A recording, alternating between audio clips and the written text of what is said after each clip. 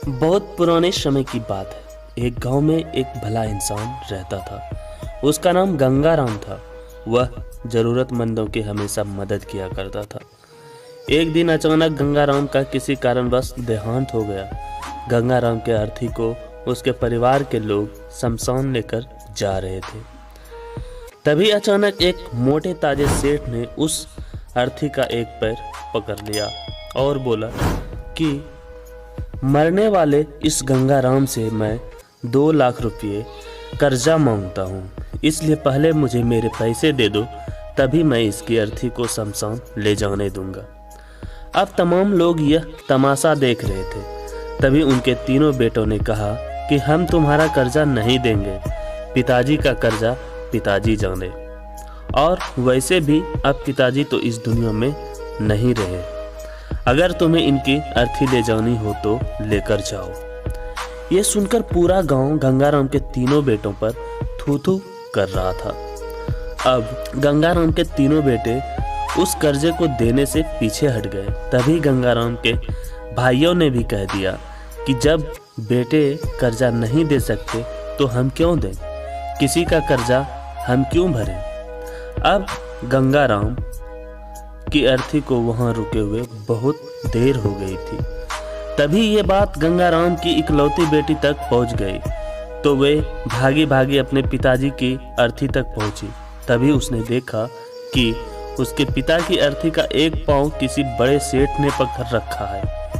ये देखते ही उसने आंखों में आंसू लिए अपना सारा जेवर और जितने भी पैसे उसके पास थे वो उसे दे दिए और फिर उस सेठ के आगे हाथ जोड़ते हुए ये कहा कि सेठ, अगर ये सब जेवर बेचकर भी आपका कर्जा पूरा न हो पाए तो मैं खुद आपका सारा कर्ज चुकाऊंगी, मगर इस समय मेरे पिताजी की अंतिम यात्रा को मत रोको। तभी उस सेठ ने गंगाराम की अर्थी का पांव किसी और को पकड़ाकर उसकी बेटी के पास आकर बोला कि मुझे माफ कर दो बेटी, दरअसल बात यह है कि मुझे गंगाराम से 2 लाख रुपये लेने नहीं बल्कि देने हैं। गंगाराम ने 3 साल पहले मेरी कुछ मजबूरी पड़ने पर अपनी एक जमीन बेचकर मुझे ये 2 लाख रुपये दिए थे, और वो इतना भला आदमी था कि मुझसे 1 रुपया भी ब्याज नहीं दिया। और जब मैं गंगाराम के रुपये लौटाने आया हूँ तो मुझे खबर मिली कि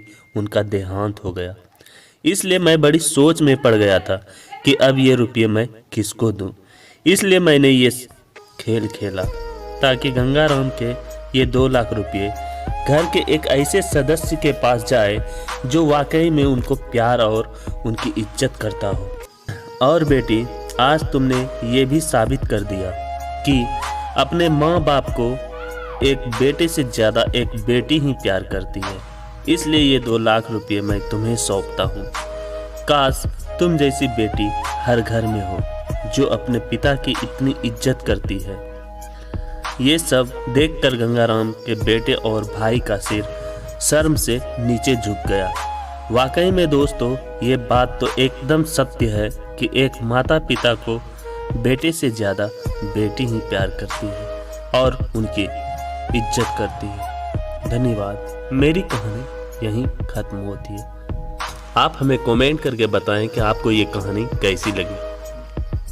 अगर आपके दिल को ये कहानी थोड़ी सी भी छुआ हो तो इस वीडियो को लाइक करें, और हाँ, मेरे channel A to Z story को सब्सक्राइब जरूर करें।